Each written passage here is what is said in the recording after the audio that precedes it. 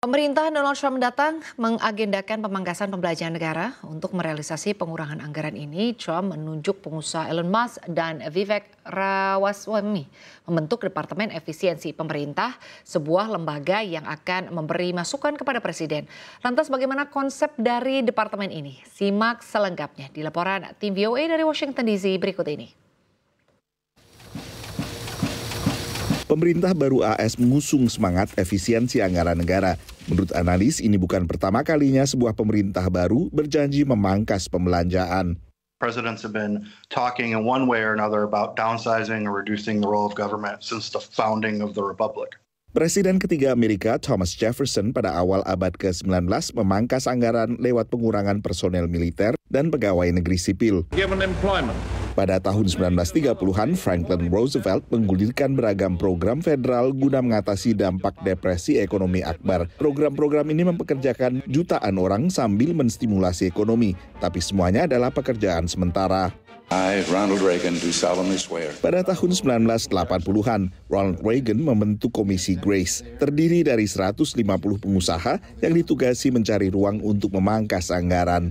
President Reagan asked the Grace Commission to look at the government with an eye towards making it work more like a business. Menurut website Perpustakaan Kepresidenan Ronald Reagan, sebagian besar rekomendasi yang memerlukan perubahan perundangan dari Kongres akhirnya tidak pernah diimplementasikan.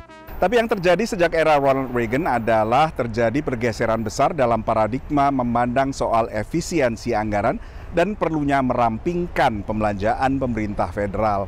It was a fundamental sea change from the previous century, really, of expansion of the role of government in society.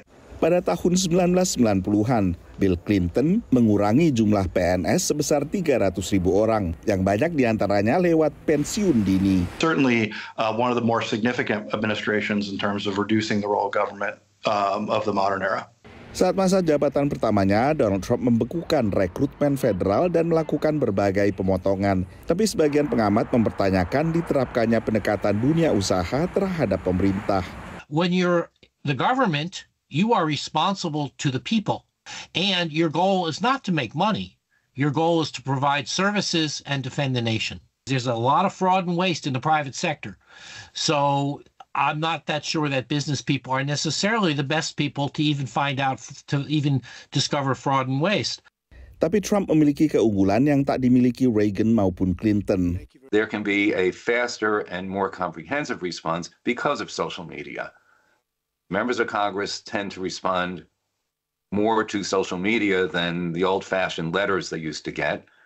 Apapun yang dilakukan nanti, kewenangan soal anggaran berada di tangan Kongres, sehingga Badan Legislatif AS inilah yang harus menyetujui pemangkasan apapun terhadap anggaran. Dari Washington DC, Nova Purwadi dan tim VOA.